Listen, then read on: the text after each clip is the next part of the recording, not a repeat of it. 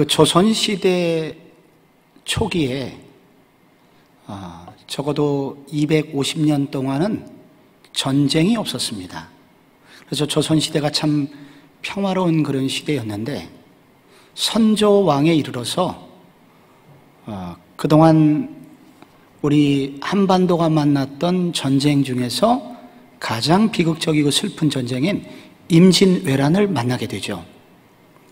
그리고 약 30년 후 1630년에 청나라로부터 공격을 받아서 병자호란을 만납니다. 선조의 다음 왕이었던 그 광해군 다음에 곧바로 그 인조대왕 때, 왕 때 그런 어려움을 만나게 되지요. 1592년 임진난이 생기기 전에, 2년 전에 조선에서 일본의 동태가 심상치 않다 하여 소위 사절단, 통신사라는 이름으로 그 2명의 그 대표단을 일본에 파송을 합니다. 황윤길을 단장으로 하고 김성희를 부단장으로 해서 그 2사람을 조선통신사를 이 일본에 보내서 일본의 지금 정황을 알아와라. 2사람이 오랜 시간 거기에 머물다가 돌아와서 부산항에 돌아오자마자 그들이 이제 그 조선 정부에 장계를 올리게 됩니다. 그때 단장이었던 황윤길은 곧 전쟁이 일어날 것으로 예상이 된다. 일본은 오랜 그 전쟁으로 숙달된 민족이고, 그리고 지금 도요토미라는 사람이 통일 왕국을 이루었기 때문에 이 사람의 욕심이 끝도 없어서 곧 조선을 침공할 수 있는 그런 위기다, 준비를 해야 된다. 그렇게 단장이 보고를 한 겁니다. 근데 부단장이었던 김성일은 이 도요토미는 눈이 작고 그리고 키가 왜소해서, 그리고 일본은 오랜 전쟁으로 지쳐 있고 분열이 여전히 있기 때문에 이 나라는 결코 조선을 침공할 만한 위인도 못 되고 그런 상황도 못 된다. 다른 보고를 한 거예요. 그런데 여러분이 아시다시피 이 부단장의 이야기를 듣습니다. 왜냐하면 부단장이 동인이었거든요. 당시에 동인이 그 조선의 당파에서 그 선조 시절에 상당히 득세를 하였습니다. 결국은 이 단장의 보고를 들어야 마땅한데 이 당파 싸움을 하고 있었던 중이었기 때문에 그들은 이 동인의 말을 듣고 결국은 전쟁이 일어났지만은 아무런 준비를 하지 못하였던 겁니다. 그런데 그 슬픔을 당했으면 조금 정신을 차려야 되는데 그들이 미래에 대한 준비를 하지 못하였고 결국은 30년 후에 또 청나라의 공격을 받아서 우리나라의 그 슬프고 슬픈 그 인조 시절에 이 남한산성의 비극을, 삼전도의 굴욕을 우리가 당하는 아픔이 있었고 이 조선의 많은 처녀들이 해마다 청나라로 볼모로 끌려가는 수치스러운 아픔이 우리 민족에게 있었던 것이죠. 결국은 임진왜란을 통해서 교훈을 받지 못했던 그 사람들이 결국은 병자호란을 만나게 됐습니다. 역사는 반복된다. 역사로부터 아무런 교훈을 받지 못한 사람은 역사의 슬픔을 계속 이어가게 된다는 것입니다. 어저께 우리 판문점 넘어 개성공단에서 우리 남북연락사무소가 폭파가 되었고, 그리고 13층이나 되는 이 개성공단의 주요한 지휘본부격인 빌딩이 한 방에 무너졌죠. 그래서 남북관계가 지금 심각한 아픔을 겪고 있는데, 이런 것이 지금만 있는 것이 아니라 지금 지나간 70년 역사 동안 계속 반복되고 있거든요. 그래서 우리가 그 좀 실체를 이해하고 그리고 이런 일에 대해서 조금 더 지혜롭게 대비를 해야 되는데, 이 지금의 시기는 다시 한번 우리가 과거의 역사를 돌이키면서 이 민족이 나아갈 바를 정확히 좀 방향을 잡아야 되는 굉장히 중요한 시점을 맞이하고 있다는 생각이 듭니다. 오늘 이 중요한 시기에 저희들이 오늘 역사서를 공부하게 되었습니다. 성경은, 하나님의 말씀은 어떤 역사적 정황 속에서 나온 말씀입니다. 하나님께서 자기 백성들을 시대마다 인도하셨기 때문에 그 시대에 가장 적절한 하나님의 뜻을 선지자를 통해서 말씀하셨고, 그래서 그 말씀이 모아져서 오늘의 성경 말씀이 된 것입니다. 그러므로 우리가 알아야 되는 것은 이 역사적 정황 속에서 이 말씀이 나왔으므로 역사적 정황을 바르게 이해할 때 우리는 성경을 제대로 이해할 수 있습니다. 근데 그 역사적 정황을 이 성경을 기록한 선지자들의 그 본인이 가지고 있는 특별한 재능에 따라서 어떤 사람은 역사적 설화체의 형식으로, 어떤 사람은 시가서라는 시의 형식으로, 어떤 사람은 자면의 형식으로, 어떤 사람은 묵시의 형식으로, 이렇게 각각 다르게, 어떤 사람은 조문의 형식을 빌려서 각각 기록을 했습니다. 그래서 성경은 또한 역사적 정황도 중요하지만 성경의 역사적 장르를 이해하는 것도 성경 공부에서 굉장히 중요한 부분입니다. 성경에서 모세오경이 끝나면 여호수아서가 나오죠. 여호수아, 사사기, 룻기, 사무엘상하, 지금 열왕기상하, 역대상하, 에스라, 느헤미야, 에스더까지, 요와 같이 여호수아부터 에스더까지 이 역사의 정황을 그야말로 역사책처럼 역사적 서술, 역사적 설화를 통해서 설화체 형식을 빌려서 기록한 이 성경책들을 일컬어서 역사서라고 부릅니다. 그래서 이 역사서는 일종의, 특별히 이 중에 열왕기서는 조선왕조실록과 매우 유사합니다. 이와 같은 역사서를 공부할 때 우리가 두 가지를 중요하게 봐야 되는데, 첫 번째 봐야 되는 것은 역사적 사실입니다. 팩트죠, 팩트. 팩트, 어떤 일이 있었느냐 중요하고, 두 번째로는 이 역사적 사건을 어떠한 관점으로 역사가가 기록하고 있는가.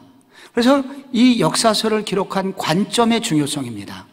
이것은 비단 성경만이 아니라 우리가 일반 역사도 동일하죠. 역사를 보는 중요한 두 가지, 하나는 사건이 중요하고 사건의 사실이 중요하고, 그런데 그 역사적 사건을 어떤 방식으로, 어떤 관점으로 해석하여 기록하느냐에 따라서 우리는 역사서의 그 흐름이 바뀌게 됩니다. 성경은 성령님의 도우심으로 이 전지적 작가 시점으로 다 기록이 되어 있기 때문에 이 성경의 관점은 결국은 하나님의 관점입니다. 이 역사가의 관점은 하나님의 관점이고, 그래서 이 하나님의 관점을 우리가 이해할 때 이 역사서를 바르게 공부할 수가, 이해할 수가 있게 되는 것입니다. 오늘 우리가 열왕기서를 공부하는데, 여러분 가지신 책 193쪽에 열왕기서의 배경이 거기에 나와 있습니다. 드디어 사사기의 시대가 끝나고 가는 곳마다 패하더라 그러던 이스라엘의 슬픈 역사가 사무엘에 이르러서 드디어 승리가 시작이 됩니다. 그러다가 사무엘이 기름 부음을 받은 다윗에 의해서 다윗이 나라를 다스릴 때 가는 곳마다 이기게 되더라 해서 다윗의 시절에 온 나라가 이제 통일왕국을 맞이하게 되고, 그 통일왕국이 소위 저 북쪽에 있는 유브라데스 강 그 상류 하맛이라는 곳에서부터 저 남쪽의 홍해의 연결 그 항구 도시인 에시온 게발에 이르기까지 어마어마하게 넓은 땅들을 이 다윗 시대에 차지하고 조공을 받게 됩니다. 이스라엘 역사상 최대의 영토를 그들이 갖게 된 것입니다. 그런데 이와 같은 다윗의 시대에 차지했던 영토가 솔로몬의 시대까지 이어집니다. 그러나 슬프게도 솔로몬이 죽던 해에 나라는 두 동강이가 나서 분단 국가가 됩니다. 소위 북이스라엘과 남유다로 갈리게 됩니다. 그런데 이 북이스라엘은 210년 만에 19명의 왕이 다스리다가 결국은 무너지게 되죠. 이 아수르의 살만 에셀에 의해서 나라가 끊기게 됩니다. 그게 BC 722년에 있었던 일입니다. 그런데 남유다는 조금 더 길게 갑니다. 그래서 약 340년의 역사를 가지지만 20명의 왕들에 의해서 다스려지다가 그 또한 바벨론에 의해서 나라가 무너지게 됩니다. 그래서 결국은 그 다윗과 솔로몬의 시절에 그 영광스러웠던 그 통일왕국, 어마어마한 영토를 차지했던 그 나라는 결국은 남북으로 분단되고 결국은 300여 년 후에 나라가 완전히 빼앗기고 대부분의 지식인들, 사회의 지도층, 주도층에 있었던 사람들이 포로로 끌려가는 슬프고 슬픈 비극이 이스라엘의 역사 가운데 찾아오게 되는 것입니다. 그래서 이 열왕기서는 왜 이런 비극이 찾아왔는가는 그런 관점을 가지고 기록이 되었습니다. 왜 우리나라는 이런 슬픔의 역사를 맞이하게 되었는가 하는 관점으로 이 열왕기서가 기록이 되어 있습니다. 그래서 우리가 여러분이 이 열왕기서를 공부할 때 이 솔로몬의 시대부터 마지막 이제 북이스라엘과 남유다의 여러 왕들에게 무슨 일이 있었는지 그 역사적 사실도 공부하지만 동시에 매우 중요한 관점은 왜 이런 비극이 이 나라에, 하나님의 선택받은 이 나라에 왜 이런 슬픔이 찾아왔는가, 이런 관점을 가지고 이 성경을 읽어야 여러분이 성경을 제대로 이해할 수 있다는 것입니다. 여러분, 이 열왕기서는 도대체 언제쯤 쓰여졌을까요? 그것은 194쪽을 보시기 바랍니다. 거기 기록 연대가 나오죠? 기록 연대 바벨론 포로기 그리고 BC 561년에서 536년 요 사이에 기록이 되었을 것이다 라고 그렇게 학자들은 추정을 합니다. 왜 그러냐면은 이 열왕기라는 책의 열왕기상하는 물론 우리는 지금은 우리가 독자들의 편의를 위해서 열왕기상, 열왕기하 나눠져 있지만 본래는 한 권의 책입니다. 이 한 권의 책의 마지막 부분, 열왕기하의 마지막 부분에 보면은 구체적인 연대가 나와요. 그래서 여러분이 열왕기서를 딱 볼 때 한번 좀 성경을 펴보시겠어요? 열왕기하 24장. 열왕기하 24장을 보시면은 구약 605면에 있습니다. 오늘 여러분이 성경을 좀 직접 부지런히 좀 찾으셔야 오늘 성경이 이해가 갑니다. 앞으로 오늘과 다음 주까지는 성경을 특별히 부지런히 좀 찾으셔야 되겠습니다. 그런데 여기 24장 1절을 보시면 24장 1절을 한번 같이 읽어볼까요? 시작! 여호야김 시대에 바벨론의 왕 느부갓네살이 올라오매 여호야김이 3년간 섬기다가 돌아서 그를 배반하였더니, 여기 지금 누가 나오냐면 여호야김이라는 유다의 거의 마지막 왕, 여호야김, 시드기야. 그러면서 유다가 끝나거든요. 그러니까 망하기 직전에 그 뒤에서 세 번째 왕이 여호야김 시대였어요. 이 여호야김 시대에 무슨 일이 있었냐면 바벨론 왕 느부갓네살이 올라와가지고 이 유다를 공격을 한 것입니다.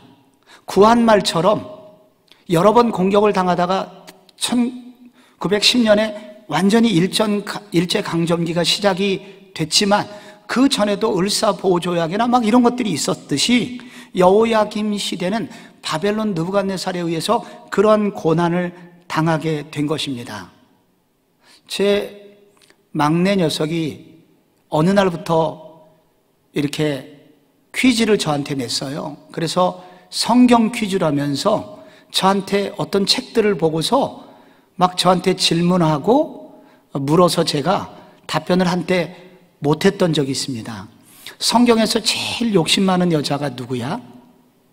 막달라 마리아. 막달라 마리아 욕심이 많잖아요.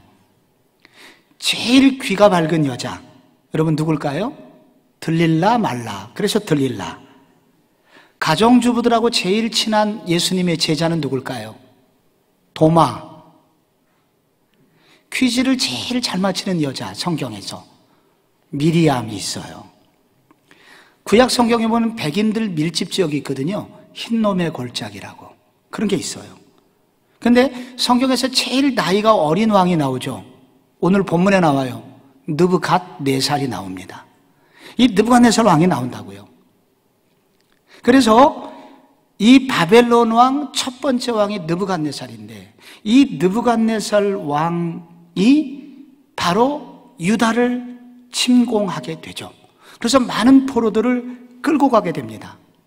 그래서 여러분 거기 보시는 24장 14절에서 17절까지 보시면요, 거기에 그가 또 예루살렘의 모든 백성과 모든 지도자와 모든 용사 10,000명과 모든 장인과 대장장이를 사로잡아 가매 비천한 자 외에는 그 땅에 남은 자가 없었더라. 그가 여호야킨을 바벨론으로 사로잡아 가고, 여러분 이렇게 나오죠? 유다의 뒤에서 두 번째 왕이, 망하기 전 왕이 여호야킨인데, 여호야킨이라는 왕을 느부갓네살이 포로로 끌고 바벨론으로 간 거예요. 그런데 여러분 거기 25장, 이제 한 장 더 넘어가서 27절을 보시겠어요? 거기 27절. 거기 여러분께서 성경 있으시면 한번 같이 읽어봐요. 시작. 유다의 왕 여호야킨이 사로잡혀 간 지 37년 곧 바벨론의 왕 에윌므로닥이 즉위한 원년 12월 그달 27일에 유다의 왕 여호야킨을 옥에서 내놓아 그 머리를 들게 하고 그에게 이제 지위를 회복시키고 왕 앞에서 식사를 같이 하게 하였다 하고 열왕기서가 끝납니다. 그러니까 열왕기서는 적어도 요 사건 이후에 기록이 됐다는 거예요. 근데 바로 이때의 정황은 뭐냐면, 유다의 망하기 직전의 왕 여호야킨이 끌려갔고, 그리고 지금 세월이 흘렀잖아요. 일정한 기간. 사로잡혀간 지 37년이 흘렀다고 27절에 나옵니다. 그렇기 때문에 요때의 연도를 계산을 해보면은 적어도 BC 561년, BC 561년, 유다라는 나라가 언제 망했냐? BC 588년에 망했어요. 근데 바벨론 이 여호야킨이 끌려간 것은 597년, 바벨론 2차 포로 때 끌려갔거든요. 그래서 적어도 37년을 빼니까 BC 561년 이후에야 이 열왕기라는 책이 기록이 됐다는 거예요.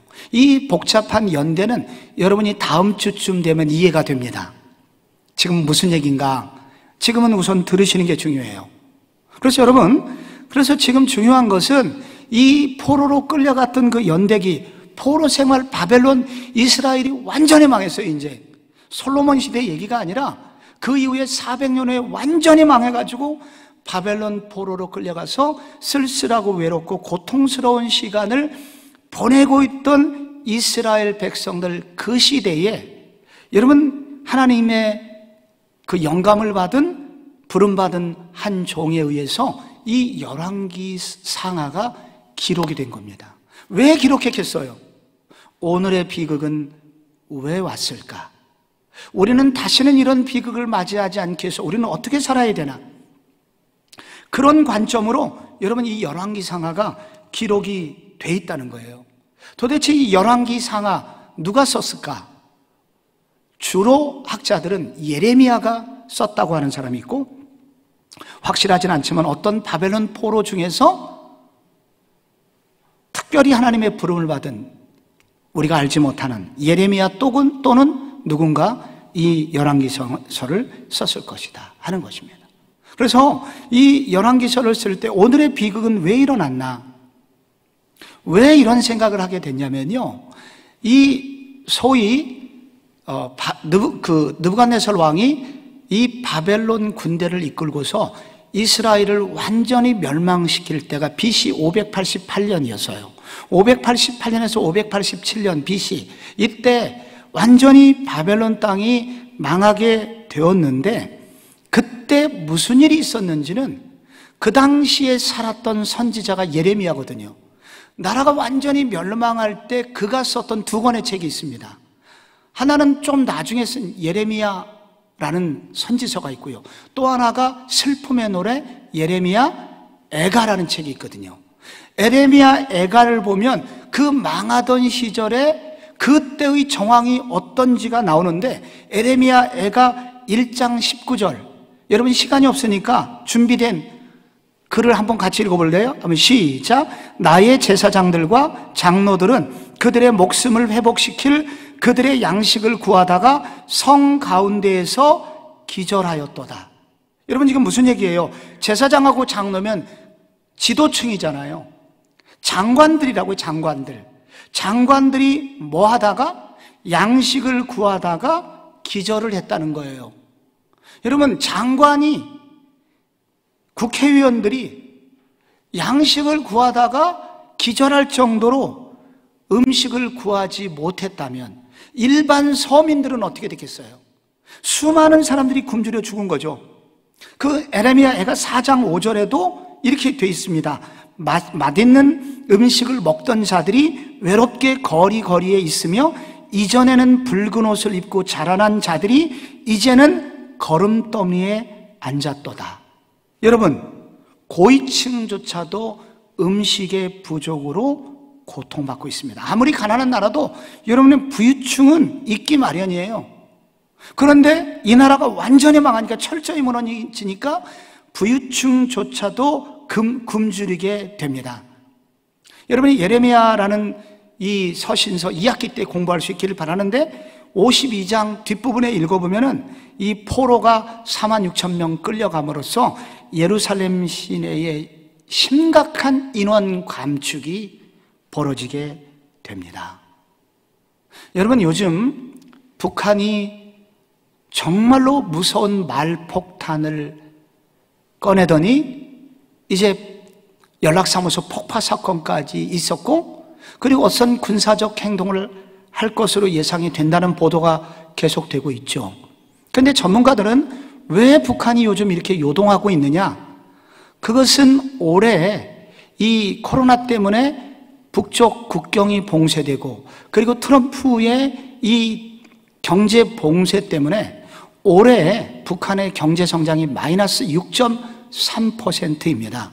이 6.3%란 20여 년 전에 1995년경에 있었던 고난의 행군이라고 있었습니다. 이때 심각한 자연재해로 인해서 북한의 식량이 바닥이 났었는데, 그때 공식적인 통계 북한에서 내보낸 게 33만 명 굶어 죽었다 하고, 황장엽은 300만 명이 굶어 죽었다고, 유엔의 통계도 200만 명이 굶어 죽었다고 그렇게 보도하였고, 우리 교회 왔던 그 탈북 출신의 목사님 H 목사님의 10년 전 우리 교회 와서 그때 그분이 우리한테 설교하실 때 얘기는, 정말로 거리에서 시체가 쌓여서 썩어서 그것이 다시 곰팡이가 되고 균이 되어서 처참한 시간이 있었고, 그리고 자신의 마을 어떤 분은 강아지를 잡아먹었는데 나중에 보니까 자기 자식이었다. 눈에 보이는 것이 없어서 너무 오래 굶어서 헛것이 보이게 되고, 그래서 그런 끔찍한 일들이 있었다는 거예요. 그래서 지금 북한에서 심각한 식량난과 그 다음에 정부를 향한 원망을 밖으로 이 모든 원인을 돌리기 위해서 지금 남북 관계의 긴장을 고조시키고 있다는 것이 일반적인 전망이거든요. 그러니까 이 식량난이 심각하다는 것은 그 나라가 얼마나 고통스러운지를 보여주는 거거든요. 소나기라는 당시 영화가 있었습니다. 차인표 씨가 주연한 탈북 고통의 이야기를 다뤘는데, 거기 보면은 아이들이 쥐 한 마리가 나타나자 그 쥐를 잡기 위해서 혈안이 됐죠. 그거 잡아먹으려고. 그런 끔찍한 일들이 벌어지던, 여러분, 그것이 BC 588년의 슬픈 유다의 슬픈 입장이었어요. 그렇기 때문에 왜 이런 비극이 이 나라에 찾아왔지? 그 아름답던 이스라엘의 영광은 어디 가고 왜 이렇게 슬픔이 찾아왔는가? 이 역사가는 과거를 파헤치게 됩니다. 또 하나는 바벨론 포로로 끌려갔기 때문에 또 하나의 질문은, 우리는 전능하신 하나님을 믿는데 우리가 망하게 된 것은 혹시 바벨론의 신 마르둑보다 우리 여호와 하나님이 약해서 포로로 끌려왔나? 우리 여호와 하나님보다 마르둑 신이 강한가? 우리는 왜 망했을까? 그런 질문을 하게 됩니다. 그리고 포로된 이스라엘 백성들은 이 바벨론 땅에서 어떻게 살아야 하지? 하는 그와 같은 질문을 가지고 역사를 기술하면서 하나님의 영감을 받아서 열왕기상하라는 이 역작을 만들어내게 쓰게 된 것입니다. 여러분, 열왕기서가 몇 장으로 기록되어 있는지 여러분께서 한번 보시기 바랍니다. 여러분이 가지신 그 책에 보시면 그 195쪽에 열왕기서의 개요가 나와요. 그 솔로몬과 가운데 개요에 보시면 1장에서 11장까지 솔로몬과 통일 왕정이 나오고, 그 다음에 왕국 분열의 역사가 르호보암, 여로보암 시절에 있었다는 것과 유다의 왕들이 나오고, 그 다음에 오므리 왕조라는 북이스라엘의 왕조가 나오고, 유다의 왕들과 이스라엘 왕들이 지그재그식으로 나오다가 북왕국의 멸망이 나오고, 그 다음에 남유다 왕국의 단독 역사가 나오다가 멸망을 해서 열왕기하 25장에까지 여러분 기록이 되어 있어요. 근데 여러분께서 열왕기서를 쭉 읽어보시면은 이 모든 왕을 균등하게 기록하지 않고 어떤 특별한 왕이나 왕조를 집중적으로 기록을 했는데, 그 중에 매우 특이한 것 중에 하나는 열왕기의 분량의 34%를 아합의 아버지, 아들들, 손주까지 이 오모리 왕조라고 하는데, 이 오모리 왕조에 대해서 34%나 기록을 하고 있습니다. 왜 그렇게 기록을 했을까? 다음 주에 그 내용이 나옵니다. 이 열왕기서의 역사적 기술을 일컬어서 학자들은 신명기적 역사서다, 그렇게 말을 하는데, 그 말의 뜻은 뭐냐면은 이스라엘이 결국은 흥하고 망한 이유 중에 한 가지는 신명기의 율법을 얼마나 준수했는지에 딸려 있었다 하여 이 신명기적 역사서의 관점으로서 이 열왕기서를 기록했다는 것입니다. 앞으로 여러분이 이 열왕기서를 이해하기 위해서는 열왕기에 나오는 왕들하고 친해지셔야 됩니다. 북이스라엘, 솔로몬 이후에 북이스라엘은 여로보암이라는 왕부터 시작해가지고 19명의 왕이 있었다 그랬죠. 그래서 여러분께서 다음 페이지 도표를 보시면 거기 오른편 부분에 그 아명 처리가 된 이스라엘의 여로보암 1세, 여러분 찾으셨나요? 그 다음 왕이 누구예요? 나답, 그 다음에 바사, 그 다음에 엘라, 시므리, 오므리, 아합, 아하시야, 여호람, 예후, 여호아스, 여로보암 2세, 스가랴, 살룸, 무나엠, 부가이야, 베가. 그 마지막에 잘못됐는데 그 마지막 호세아 고치세요. 그렇게 해가지고 여러분께서 이 부분이 19명의 왕을 여러분께서 여러 번 읽으셔서 친숙해지셔야 됩니다. 친숙하다 못해 다 외우시면 제일 좋아요. 여러 번 읽고 우리가 그래서 오른편에 보시면은 암기 포인트가 나오죠. 거기에 북이스라엘의 첫 번째 왕들의 첫 번째 글자를 따면 여나 바엘 시오와 아여예 여여여 스살무브 베호 이렇게 나옵니다. 그럼 여러분 읽어보시고요. 그 다음에 솔로몬의 아들 남유다의 왕이 르호보암입니다. 르호보암부터 시작하면 누가 나오죠? 왼편에 르호보암, 아비야, 아사, 여호사밧, 여호람, 아시야, 아달랴, 요아스, 아마샤, 우시야, 요담, 아하스, 히스기야, 므낫세, 아몬, 요시야, 여호아스, 여호야킴, 여호야킨, 시드기야가 나옵니다. 그래서 이것도 첫 글자만 따면 르아아여, 여아아, 요아운요, 아이무아, 요여여여시 이렇게 나와요. 그래서 여러분께서 여러 번 읽으시고 외우시면 좋아요. 자, 먼저 제가 좀 운율을 가르쳐 드리겠습니다. 그냥 외우면 잘 외워지지 않으니까 여러분이 저를 한번 따라해 보세요. 북이스라엘의 왕들을 먼저 한번 외워보겠습니다. 여나바엘 시오와 따라하세요. 시작. 여나바엘 시오와 아여예 여여여 스살무브 베호.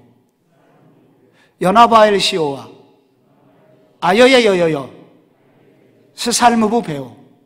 모니터 앞에서도 따라하세요. 그 다음에 남유다 르아여 여아 요아운요 아이무아 요 여여여시. 다시 한번요. 르아여 여아 요아운요 아이무아 요 여여여시. 여러분께서 이것을 한 20번, 30번씩 계속 하시고 틈이 나시면 이 인물들을 자꾸 읽어보십시오. 이것은 2학기 때까지 계속 이어지기 때문에 이것을 여러분이 외우시면 여러분 앞으로 성경이 보이게 됩니다. 안 외우고 그냥 공짜로 먹으려고 그러면 오래 걸려요. 성경이 이해가 가지 않습니다. 오늘은 성경 대학이기 때문에 여러분 이건 기본적으로 이런 건 외우셔야 돼요. 그래서 외워서 역사를 이해하면 나중에 선지자를 이해할 때도 많은 도움이 됩니다. 오늘요 여러분, 이 열왕기의 저자의 관점이 뭐였어요? 오늘의 비극은 왜 시작됐을까? 오늘의 비극은 어디서부터 왜 오게 되었는가? 이런 관점으로 연구하던 이 열왕기 저자가 처음으로 얘기하는 것이 다윗이 죽은 후에 그의 아들 솔로몬의 얘기를 합니다. 그래서 솔로몬에 관련 이야기가 열왕기상 1장부터 11장까지 길게 기록이 되어 있어요. 그런데 이 솔로몬 왕의 11장의 내용 중에서 정확히 솔로몬 왕의 전반부와 후반부로 구조가 갈리는데 1장부터 8장까지는 전반부, 그리고 9장부터 11장까지는 솔로몬 왕의 후반부를 다루고 있습니다. 그런데 이 구조를 읽어보면 정확히 그의 전반부하고 후반부가 대조를 이루고 있어요. 그래서 솔로몬의 소위 초기 중기와 솔로몬의 중기 이후와 말기의 모습이 전혀 다른 모습이 나오게 됩니다. 여러분, 이 솔로몬이 왕이 된 이후에 솔로몬이 1000번제를 드릴 때 그가 기도할 때 하나님이 너무 솔로몬이 이뻤죠. 그래서 솔로몬아, 내가 내게 무엇을 주랴? 그랬더니 솔로몬이 돈을 구했나요? 명예를 구했나요? 이런 거 다 필요 없습니다. 주님, 저는 이것이 필요합니다 라고 구한 것이 여러분 열왕기상 3장 9절부터 나와요. 3장 9절 3장 9절부터 여러분이 성경을 빨리 찾아서 한번 열왕기상 3장 9절을 보세요. 뭐라고 기록되어 있는지 성경을 펴서 한번 같이 읽어볼까요? 시작. 누가 주의 이 많은 백성을 재판할 수 있사오리까? 듣는 마음을 종에게 주사 주의 백성을 재판하여 선악을 분별하게 하옵소서. 10절에 솔로몬이 이것을 구하매 그 말씀이 주의 마음에 든지라. 주님의 마음에 들었어요. 하나님의 감동이 왔다고요. 솔로몬은 부귀영화를 구하지 않고 분별하는 지혜로운 마음, 그래서 백성들을 잘 다스릴 수 있게 해달라고 그렇게 간절히 구했던 것입니다. 그때 그래서 15절에 보니까 계속 읽어보면은 3장 15절에 이렇게 나와요. 솔로몬이 깨어보니 꿈이더라. 이에 예루살렘에 이르러 여호와의 언약궤 앞에 서서 번제와 감사의 제물을 드리고 모든 신하들을 위하여 잔치하였더라. 언약궤가 나와요. 또 잔치가 나와요. 언약궤 앞에서 무슨 말이에요? 하나님의 율법을 중심으로, 솔로몬은 앞으로 율법을 중심으로 이 나라를 다스릴 것이라고 작정을 해요. 이거 누구 닮았어요? 아버지 다윗을 닮았잖아요. 다윗이 여러분 예루살렘 성을 점령하고 맨 처음 했던 게 뭐예요? 하나님의 언약궤가 어디 갔냐? 찾아가지고 여호나답의 집에서 그거를 찾아가지고 여러분 가져왔잖아요. 춤을 추면서 언약궤를 드리잖아요. 마찬가지로 솔로몬도 언약궤 앞에서 작정을 하고 두 번째 잔치를 해요. 백성들을 위해서. 그래서 이것은 하나님께도 축복이었고 이스라엘 백성들에게도 감격이었습니다. 야, 우리 하나님이 정말로 좋은 왕을 주셨다. 이제 우리는 복받을 일만 남았다. 그렇게 생각을 하게 된 거예요. 이게 솔로몬 초기의 꿈 이야기인데요. 8장까지 그런 꿈 이야기가 이어지는 거예요. 그런데 9장에 그의 중후반부터 그가 또 한 번 꿈을 꾸게 되는데, 여러분 9장을 잠깐 한번 가보실래요? 빨리 9장 6절을 한번 보세요. 9장 6절을 보시면은 여기 이렇게 나옵니다. 한번 같이 읽어봐요. 시작. 만일 너희나 너희의 자손이 아주 돌아서서 나를 따르지 아니하며 내가 너희 앞에 둔 나의 계명과 법도를 지키지 아니하고 가서 다른 신을 섬겨 그것을 경배하면, 7절, 내가 이스라엘을 내가 그들에게 준 땅에서 끊어버릴 것이요 내 이름을 위하여 내가 거룩하게 구별한 이 성전이라도 내 앞에서 던져버리리니 이스라엘은 모든 민족 가운데 속담거리와 이야기거리가 될 것이며. 여러분, 이게 지금 무슨 얘기냐면요, 이 9장 2절에 이렇게 나와요. 여호와께서 전에 기브온에서 나타나심 같이 다시 솔로몬에게 나타나사. 9장이 그렇게 시작해요. 그러니까 솔로몬이 또 한 번 꿈을 꾸게 되는데, 앞부분에서 이렇게 꿈을 꾸게 될 때는 하나님의 그런 축복을 받는데, 솔로몬이 두 번째 꿈을 꿀 때는 하나님의 재앙이 나옵니다. 이게 무슨 얘기냐면은 솔로몬의 신앙에 이상신호가 발견된 거예요. 솔로몬의 신앙에서 문제가 생겼다는 것을 알려주는 거예요. 그래서 솔로몬의 꿈이 열왕기상 앞부분에 두 번이 나오는데, 앞에 꾼 꿈은 하나님의 기대가 나와요. 두 번째 꾼 꿈은 뭐가 나와요? 하나님의 염려가 나와요. 그래서 솔로몬의 이 꿈을 이 대조가 나오는데, 그래서 이 솔로몬의 꿈을 통해서 솔로몬의 신앙 상태가 전반기에는 좋았지만은 후반기에는 신앙이 매우 약화됐다는 것, 타락했다는 것을 우리에게 알려주는 겁니다. 전반전에 솔로몬이 건축이 나옵니다. 솔로몬의 건축 이야기가 열왕기상 6장에서 8장까지 나오는데, 이때 솔로몬이 어떻게 건축을 했냐면 예루살렘 성전 건축한 이야기가 나오는데, 재료는 레바논의 백향목과 금, 은의 보석으로 이 예루살렘 성전, 솔로몬 성전이 지어집니다. 학자들에 따르면 이때 들어간 돈이 오늘날 환율로 따지면 90조 원 정도 된다고 그래요. 어마어마한 돈을 쏟아부어가지고 하나님의 성전을 매우 아름답게 지었는데, 이때 이 성전 건축을 할 때 6장 7절을 보면은 이 성전을 지을 때 성전 내부에서 철 연장 소리가 나지 않았다고 그래요. 아니, 어떻게 그 성전, 으리으리한 성전을 짓는데 철 연장 소리가 나지 않았을까? 매우 궁금한데 6장 7절을 보면 이렇게 기록이 되어 있어요. 건축할 때에 성전 속에서 방망이나 도끼나 모든 철 연장 소리가 들리지 아니하였으며. 이게 왜 중요하냐면 출애굽기 20장 말씀 때문이에요.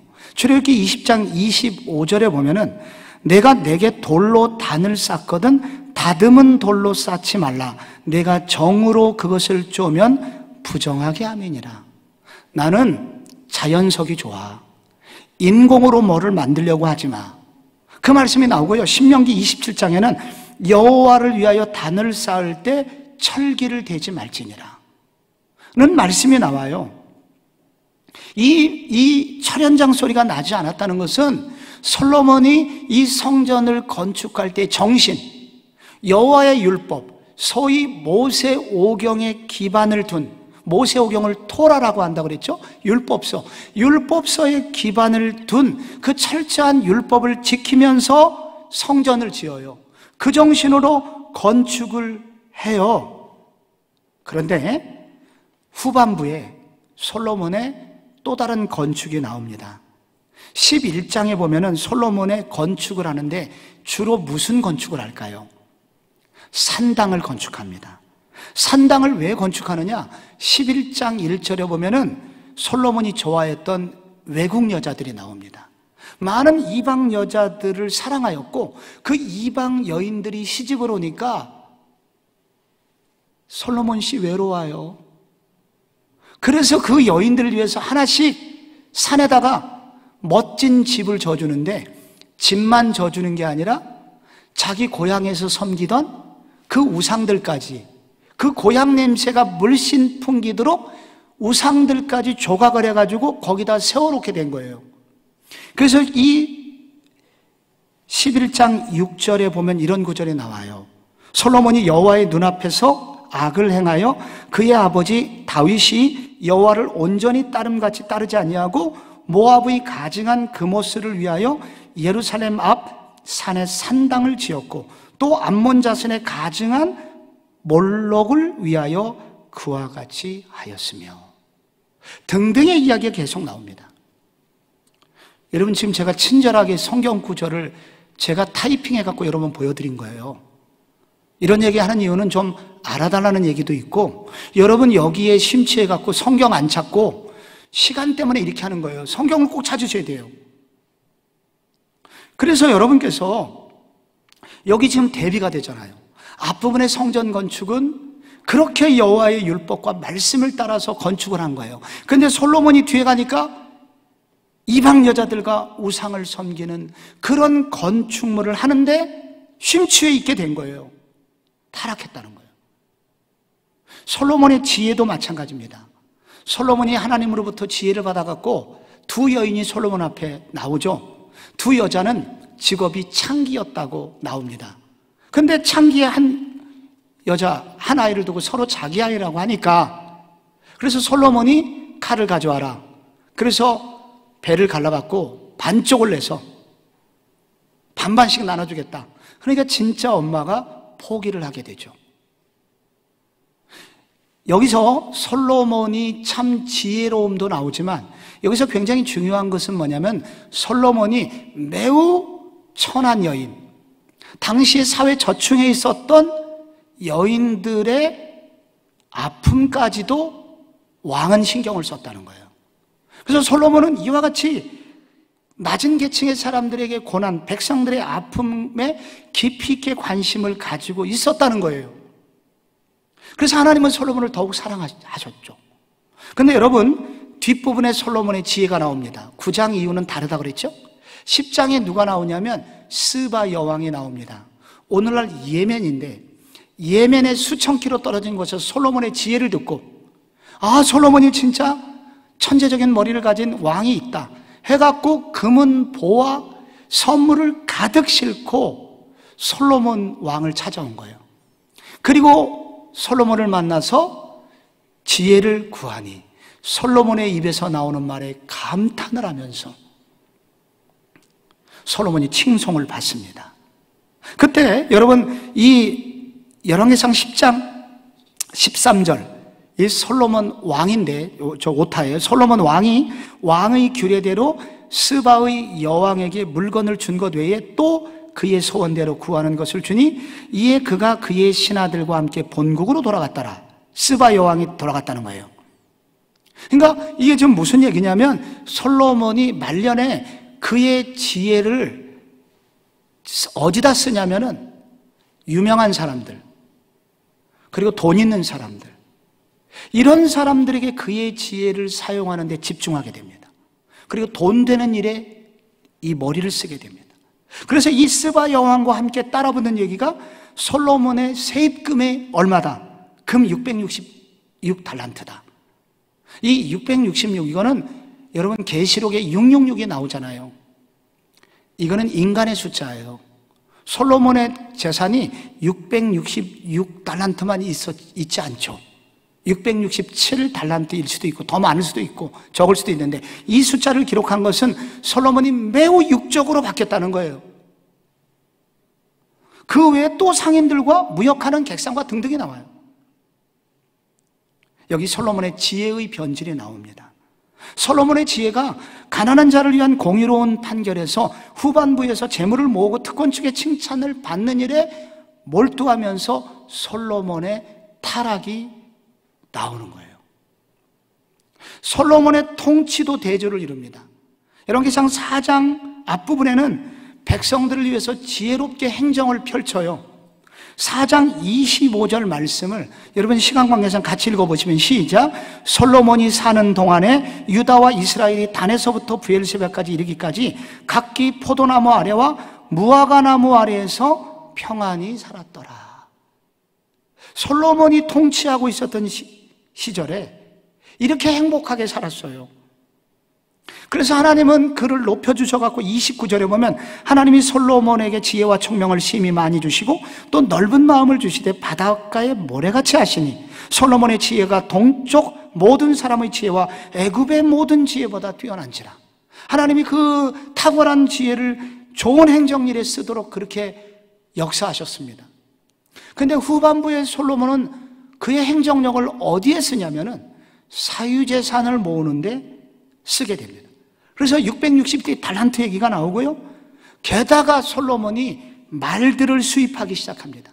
그 10장 26절에 보면은 솔로몬이 병거와 마병을 모음에 병거가 1400대, 마병이 12000명이라 솔로몬의 말들은 애굽에서 들여왔다.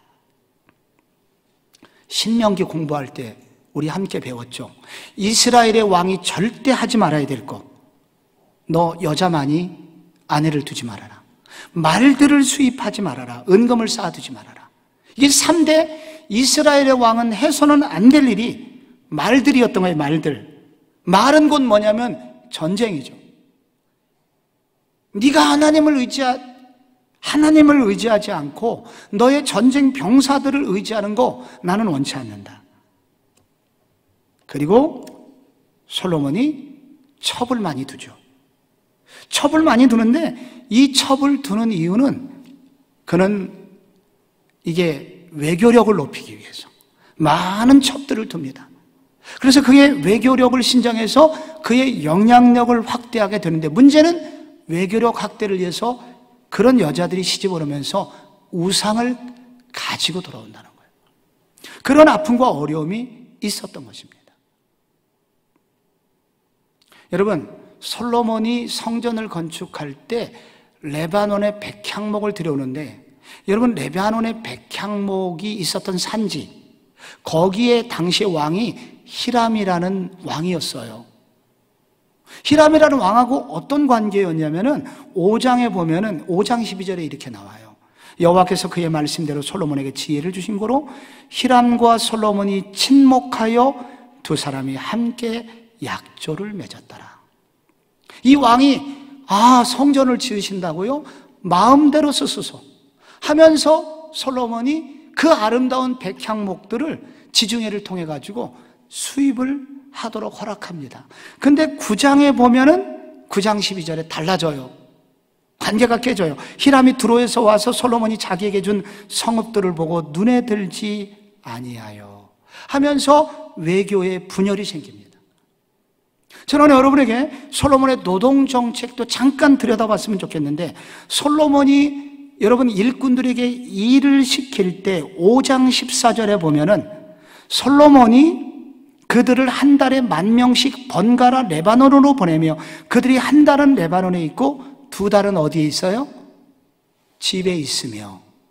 이렇게 외국에 가서 노동을 해야 되니까 당연히 한 달은 가서 외국에서 고생했으니까 두 달을 쉬게 해줬다고요. 그런데 나중에 9장에 보면은 9장 21절에 이런 구절이 나옵니다. 솔로몬이 노예로 역군을 삼아. 노예를 쓰는 거예요. 또 일꾼들을 노예처럼 부리는 거예요. 솔로몬이 달라졌습니다. 그러니까 1장부터 8장까지의 솔로몬하고 9장부터 11장까지의 솔로몬이 너무 달라진 거예요. 그런데 솔로몬의 후반부에 이상한 일들이 생기기 시작합니다.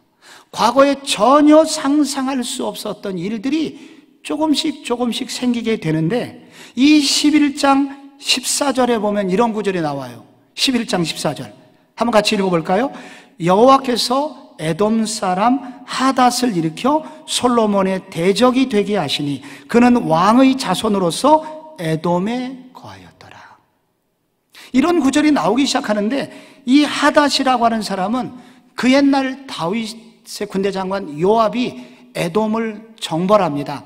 그때 에돔의 주요한 인사가 하닷이었는데, 그가 유일하게 살아남아가지고 애굽으로 피신을 해서 애굽의 공주랑 결혼해서 행복하게 살다가 한 거의 시간이 40년 지나가요. 조용히 살다가 갑자기 무슨 마음이 들었는지 솔로몬 이놈 하면서 사람들을 일으켜갖고 솔로몬을 공격하기 시작합니다. 바로 그 다음 절에 르손이라는 사람이 솔로몬의 대적자가 되고요. 그리고 26절에 느바스의 아들 여로보암, 과부의 아들인데 이 사람이 반역을 일으켜가지고 솔로몬을 공격합니다. 이게 11장에 나와요. 솔로몬의 인생 후반부에 나오는 거예요. 갑자기 솔로몬의 후반부에 임꺽정이 나오고요, 홍경래가 나오고요, 전봉준이 나오는 거예요. 이래갖고 자꾸 솔로몬을 대적하는 거예요. 이곳저곳에서 대적이 일어나는 거예요. 그리고 북쪽의 아람인들과 남쪽의 에돔인들이 그 지배권에서 벗어나기 시작합니다. 여러분, 왜 이런 일이 생겼을까요? 그 아름답던 그 솔로몬의 치세가 왜 그렇게 막판에 이런 아픔을 겪었을까요? 이 부분에 대한 결론으로 11장 11절 이렇게 말합니다. 여러분 같이 한번 읽어볼까요? 시작. 여호와께서 솔로몬에게 말씀하시되 내게 이러한 일이 있었고 또 내가 내 언약과 내가 내게 명령한 법도를 지키지 아니하였으니 내가 반드시 이 나라를 내게서 빼앗아 내 신하에게 주리라. 여러분, 여기서요, 여러분 아들에게, 이 아버지에게 아픔이 나옵니다. 한 아버지의 여기 아픔이 나오는 거예요. 여기 아들에게 씻을 수 없는 아픔을 준 아버지가 나오는 거예요. 이 아버지는 어떤 아버지입니까? 모든 것을 가진 아버지예요. 그런데 그 아버지는 자기는 행복하게 살았는 줄 모르는데 그 다음에 아들과 손주들에게 후대에 정말로 씻을 수 없는 악행, 이 수많은 비극이 생기게 만든 장본인의 그런 역할을 하는 아버지의 모습이 나옵니다. 솔로몬 자기는 행복했어요. 자기는 유명했어요. 자기는 칭송을 받았어요. 그런데 이 아버지 때문에 결국은 나라가 분열이 되고 그 이후에 수많은 오고 오는 후손들에게 씻을 수 없는 고통과 아픔을 준 왕입니다. 우리는 솔로몬 그러면 대단한 왕으로 생각하죠. 그래서 세상 사람들 보면은 솔로몬 빵집, 솔로몬 피아노, 음악학원도 있고 심지어 솔로몬 피아노도 있고요, 솔로몬 약국도 있고 수많은 솔로몬 법정 유명하지만, 그러나 사실은 이스라엘의 역사에서 솔로몬은 기억에서 지워버립니다. 다윗은 최고의 왕이지만 솔로몬은 이스라엘 백성들이 존경하지 않아요. 자기는 행복했던 줄 모르지만은 그러나 후손들에게 씻을 수 없는 아픔을 준 왕이에요. 저는 목사니까 장례식을 많이 치릅니다. 제 가슴에 제일 슬픈 장례식, 아들과 딸 몇 명이 있었는데 보통 장례식에는 딸들은 오열을 하고 아들은 굵은 눈물을 흐느낍니다. 흐느끼도 울어요. 그런데 이 장례식은 처음부터 끝까지 예배를 인도하는데 아무도 옳지 않는 거예요.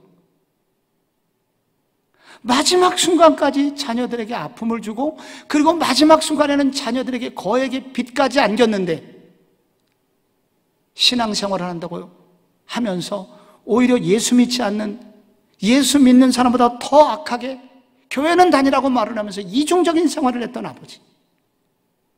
자녀들은 역겨워하면서 울지 않는 그 모습을 봤어요. 내 인생 최악의 장례식이었습니다. 다시는 가고 싶지 않은 장례식. 솔로몬이 그래요. 자기는 어떻게 행복하게 살았는지는 모르지만, 그러나 후손들에게 최악의 아픔을 준 왕이 솔로몬이었다는 거예요. 그래서 열왕기상 앞부분에서는 뭐가 나오냐면, 참 지혜는 무엇인가? 지혜는 어떻게 사용되어야 하는가라는 주제를 다루고 있는 거예요. 아무리 머리가 좋아도, 아무리 탁월한 머리를 가지고 있거나 하나님으로부터 선물을 받았다 하더라도 그 지혜가 사람을 섬기기 위해서 사용되지 않을 때, 그 지혜가 얼마나 쓸모없으며 혹은 그 지혜가 무참한 많은 사람을 죽이고 후손들을 고통스럽게 하는 지혜를 만들어낸다 하는 이 지혜의 사용법에 대해서 관한 역사적 교훈이 나옵니다. 히틀러가 그랬잖아요. 머리가 매우 좋았습니다. 히틀러가 공부를 잘했습니다. 그런데 그 아름다운 좋은 머리를 가지고 유대인 600만 명을 죽이는데 그의 머리를 썼죠. 우리가 아무리 좋은 머리를 가지고 있다 하더라도 우리의 그 참 좋은 지혜는, 결국 이 지혜라고 하는 것은, 머리라고 하는 것은, 두뇌라고 하는 것은 누구를 만나느냐, 그리고 어떤 의도를 가지고 쓰느냐에 따라서 하나님의 축복으로 이어지느냐, 저주로 끝나느냐, 갈림길을 갖는다는 것입니다. 그래서 솔로몬은 잠언이 언제 쓰여졌느냐, 많은 말을 합니다만은 사실은 잠언이나 전도서나 모두 다 솔로몬 후대에 쓰여졌다고 학자들은 말합니다. 그런데 이 잠언을 보시면은 이 솔로몬이 뭐라고 스스로 쓰냐면은 잠언 1장 10절에 내 아들아 악한 자가 너를 꿰을지라도 따르지 말라. 4장 6절에 지혜를 버리지 말라. 그가 너를 보호하리라. 그를 사랑하라. 그가 너를 지키리라. 그래서 우리가 정말 참 지혜를 구해야 된다. 그래서 우리의 지혜는 현재 내가 어떤 두뇌, 어떤 머리를 가졌느냐가 아니라 이 지혜를 어디다 쓸 것이냐, 누구를 위해서 쓸 것이냐, 섬기는 데 쓸 것이냐, 나를 위하여 쓸 것이냐, 바른 길을 결정해야 하나님이 주신 그 지혜는 복된 길이 된다는 것입니다. 그래서 결국은 솔로몬의 말기에 사사기가 재판됩니다. 다시 사사기처럼 돌아가요. 많은 나라들이 이 이스라엘을 공격하게 됩니다. 그래서 솔로몬의 이 이야기는 우리에게 축복을 받았을 때 축복을 어떻게 관리하느냐가 얼마나 중요한지를 알려줍니다. 내가 무슨 복을 받았다, 내가 하나님으로부터 이렇게 많은 것을 얻었다, 내가 이렇게 많은 땅을 가졌다, 내가 이런 신분을 얻었다가 아니라, 그러한 이와 같은 복을 얻은 모든 이유는 하나님으로부터 왔으며, 그리고 이러한 축복은 누구를 섬기기 위한 섬김의 사명 때문에 내가 이런 축복을 받았다라는 정신을 잃어버리게 될 때 솔로몬의 비극, 후손들의 비극은 찾아올 수 있다. 우리가 부귀를 얻었을 때, 칭찬을 받을 때, 인기가 올라갈 때 이 솔로몬의 비극을 기억하라 라고 이 역사가는 우리에게 도전을 하는 것입니다. 저는 성경을 읽을 때 성경에서 제일 슬픈 구절 중에 하나가 바로 열왕기상 11장 11절이라고 저는 개인적으로 생각하는데요. 아까 읽었던 구절입니다. 여기 보면은 솔로몬을 향한 기대가 있어요. 잘 읽어보면은 하나님이 솔로몬에게 그 지혜를 주시고 듣는 마음을 주시고 솔로몬이 그런 기도를 했을 때 얼마나 감격했습니까? 그를 통해서 하나님의 나라가 이루어질 것을 얼마나 기대했습니까? 그런데 무슨 일이 생겼어요? 내가 내 언약과 내가 내게 명령한 법도를 지키지 아니하였으니 내가 반드시 이 나라를 내게서 빼앗아서 내 신하에게 주리라. 얼마나 아픈 구절입니까? 이 끔찍한 슬픔, 가장 기대했던 그가 하나님이 가장 싫어하는 모습으로 가장 기대했던 아들이 철저히 그 기대를 무너뜨렸을 때 당하는 아버지의 아픔, 슬픔이 여기에 나와 있고 후손들의 원망 소리가 들립니다. 열왕기 기자는 이 질문, 오늘의 이 비극은 왜 찾아왔는가? 그 원인이 바로 솔로몬이었다는 거예요. 우리의 오늘의 이 모든 비극의 원인은 그렇게 잘났고 머리가 좋았고 많은 사람에게 인기가 있었던 그 솔로몬의 타락, 그의 초기의 정신, 첫 번째 정신을, 첫사랑을 잃어버리고 첫 번째 초심을 잃어버리고 그리고 하나님이 주신 지혜와 하나님이 주신 부귀를 가지고 잘못된 곳에 사용했을 때 하나님은 결국 가장 아픈 슬픔을 후손들이 당할 수밖에 없게 되었다는 거예요. 이게 열왕기 기자의 역사가의 관점입니다. 그러므로 우리는 후손을 위해서 다윗이 될 것인가 솔로몬이 될 것인가 결단하라는 거예요. 다윗은 그가 후반기에 잘못하긴 했지만 다시 하나님 앞에 엎드려서 깨어지고 녹아져서 마지막 순간까지 초심을 잃어버리지 아니하고 하나님께 그의 인생을 드렸지만은 솔로몬은 다윗의 길로 가시를 않으므로 결국 후손들이 이 비극을 맞이하게 되었다는 것입니다. 그래서 여러분, 이 솔로몬 사후의 나라가 두 동강이가 나는데 이 남쪽에 솔로몬이 유다 지파잖아요. 유다 지파와 베냐민 지파로만 구성된 남유다가 생기고 그리고 북이스라엘은 나머지 10지파가 여로보암이라는 사람을 왕으로 세워서 북이스라엘이 생기게 되면서 남왕국과 북왕국의 분열의 역사가 열왕기상 12장부터 시작이 됩니다. 근데 이 첫 번째 남유다의 왕이었던 솔로몬의 아들 르호보암은 그래도 여전히 기회가 있었습니다. 르호보암에게 하나님이 그 와중에 기회를 주셨어요. 백성들이 뭐라 그랬냐면은 우리가 최소한 21년 건축하느라고 몸이 지쳤습니다. 성전 짓느라고 7년, 당신 왕궁 짓느라고 21년, 그리고 계속해서 산당을 짓느라고 또 몇 년, 계속해서 우리가 이게 노동에 시달렸는데 세금을 막 내느라고 힘들었는데 이제는 정책을 좀 바꿔서 백성들 좀 생각하게 하소서. 당신의 아버지 솔로몬에게 그런 솔로몬 때문에 우리가 이렇게 고생했습니다. 그때 여러분, 르호보암은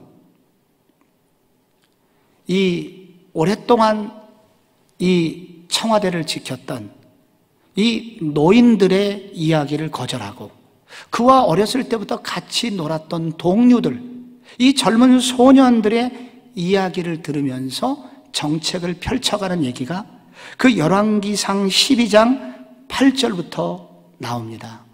이 열왕기상 12장 8절에 보면은 왕이 노인들이 자문하는 것을 버리고 자기 앞에 모셔 있는 자기와 함께 자라난 어린 사람들과 의논하여 11절에 내 아버지께서 너희에게 무거운 멍에를 매게 하였으나 이제 나는 너희의 멍에를 더욱 무겁게 할지라.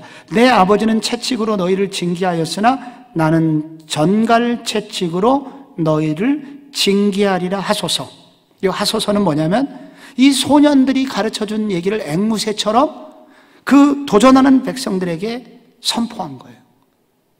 그래서 여기서 두 가지를 알 수가 있는데 이 르호보암은 젊은 관료들의 이 얘기를 들었고 그리고 그렇게 하소서라는 말은 그에게 통치 철학이 전혀 없는 의식 없는 왕의 모습을 보게 됩니다. 여러분, 이스라엘 왕은 전제 군주 국가의 왕이 아니라 섬기는 종이라는 사실, 하나님이 왜 이스라엘의 왕을 주셨는지에 대한 정신을 까맣게 잊어버린 이 르호보암 시대에 결국은 분열 왕국은 굳혀지게 됩니다. 그가 만약에 여기서라도 돌이켰으면 분열의 왕국을 막을 수 있었는데 르호보암은 확정을 지어버려요. 솔로몬 이후에 나라가 갈라질 것을 막을 수 있었지만은 르호보암의 이와 같은 섣부른, 그리고 신앙 없는, 그리고 통치 철학 없는 이와 같은 르호보암은 결국은 분열 왕국의 첫 발을 내딛는 역사적 비극의 첫 번째 주인공이 됩니다. 그래서 북쪽에 여로보암이라는 사람을 왕으로 삼아서 임꺽정, 홍경래, 전봉준 이런 사람 같은 여로보암을 추대해 갖고 왕으로 삼는데, 이때 여러분 12장 20절에 보면은 온 이스라엘이 여로보암이 돌아왔다함을 듣고 사람을 보내 그를 공회로 청하여 온 이스라엘의 왕으로 삼았으니 유다 지파 외에는 다윗의 집을 따르는 자가 없으니라. 그래서 여기 유다 지파와 베냐민 지파만 여러분 남유다에 속하고 나머지 모든 지파들이 여로보암을 따라가게 됩니다. 그래서 북쪽은 여로보암의 나라, 남쪽만 르호보암의 나라가 되게 됩니다. 근데 이때 여로보암도 하나님이 사랑하세요. 솔로몬의 죄 때문에 나라는 갈라졌지만은 두 나라는 모두 다 평화로운 나라요, 하나님의 축복을 이어가는 나라가 될 수 있었습니다.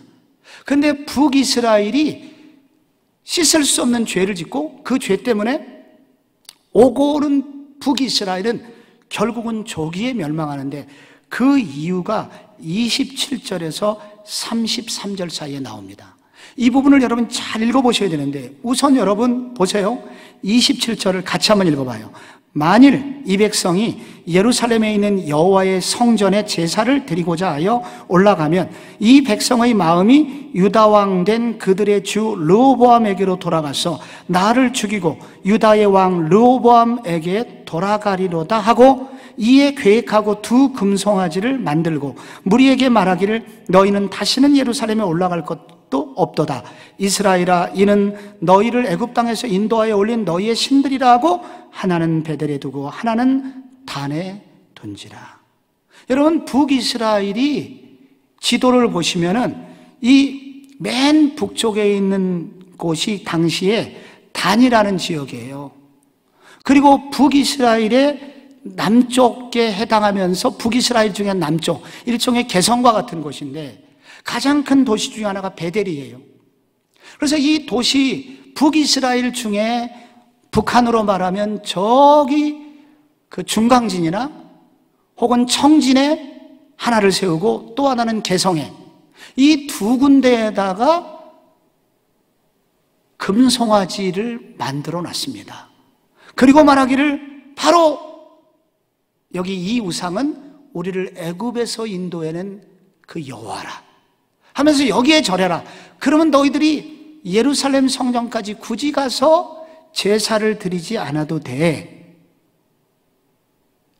왜냐하면 이스라엘 남자들은, 모든 이스라엘 피를 가진 남자들은 적어도 1년에 3번 신앙적 이유 때문에 예루살렘 성전을 방문해서 유월절, 오순절, 장막절을 지켰거든요. 그래서 여기서 내려가서 예배를 드리다 보니까 한 번씩 내려갈 때마다 마음을 남유다에게 빼앗기니까 이 여로보암이라고 하는 왕은 이것을 차단하기 위해서 바로 우상을 큼지막하게 만들어 놓고 절대 남쪽으로 내려가지 못하도록 그는 이렇게 우상 정책을 쓰게 됩니다. 즉 자기 자신의 정치적 이득을 취하기 위해서 의도적으로 새로운 종교를 만들어버려요. 이것을 일컬어서 여로보암의 죄라고 말합니다. 기억하세요. 반복됩니다. 앞으로 여로보암의 죄는 뭐냐면 자신의 정치적 이득을 위하여 하나님의 말씀인 십계명, 내 앞에서 우상을 만들지 마라, 아무 형상이라도 만들지 말라는 여호와의 율법을 버리고 자신의 종교적 이득을, 정치적 이득을 취한 왕이 됩니다. 그 결과 어떻게 됐을까요? 궁극적으로 이스라엘을 멸망시킨 장본인이 됩니다. 앞으로 여러분이 저와 함께 다음 주에도 계속해서 열왕기의 북이스라엘의 왕들을 공부할 때마다, 여러분이 성경을 그 부분을 읽을 때마다 계속 나오는 구절이 있어요. 대표적으로 15장 34절에 여로보암 이제 다음에 바사라는 왕 때 무슨 일이 생기냐면 15장 34절에 바사가 여호와 보시기에 악을 행하되, 그 다음에 나와요. 여로보암의 길로 행하며 그가 이스라엘에게 범하게 한 그 중에 행하였더라. 그 길로 행하였더라 라고 나옵니다. 19명의 왕 중에 앞으로 17명에게서 이 표현이 나와요. 이 동일한 표현.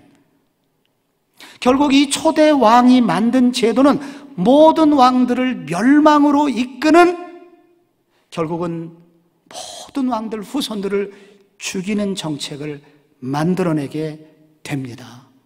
이것이 결국은 북이스라엘을 또한 멸망하게 만드는 죄악이었던 것입니다. 솔로몬은 모든 이스라엘 후손들을, 결국은 유다죠, 그 뿌리가 유다를 멸망시킨 왕이었다면 솔로몬과 르호보암. 그런데 이 여로보암도 하나님의 축복을 얼마든지 받을 수 있었지만 그 여로보암의 죄는 북이스라엘을 조기에 멸망시키게 만들었다는 것입니다.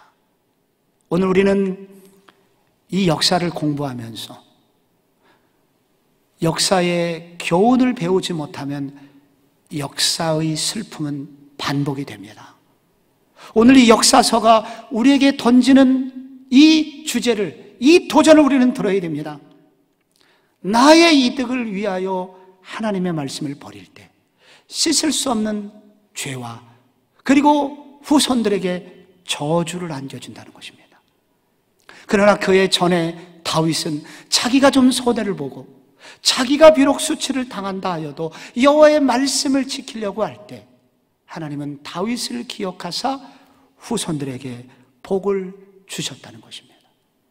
오늘 앞으로 여러분, 우리가 30년 후, 50년 후에 우리 이 시대의 그리스도인들, 이 시대의 교인들 때문에, 그때 그 선배들의 그 신앙 때문에 우리가 복을 받았어 라는 그와 같은 후손들의 평가를 받는 이 시대의 한국교회가 됐으면 좋겠습니다. 그때 그 믿음의 사람들, 주기철 손양원 목사님 때문에 오늘날 우리가 복을 받았어, 이렇게 우리가 고백하듯이 이 시대 조금 우리가 아쉬운 점은 많이 있지만 지금이라도 우리가 깨어서 하나님 앞에 바르게 서고 바른 정책을 만들어내서 후손들이 따라갈 신앙의 길을 만들 때 우선은 내 가족, 가문의 후손들이 살고 그리고 후에는 우리 한국교회 후손들이 살 줄로 믿습니다. 이 열왕기서를 공부하는 동안에 여러분에게 이 역사적인 안목을 하나님께서 여러분의 영안의 눈을 열어주시기를 축복합니다.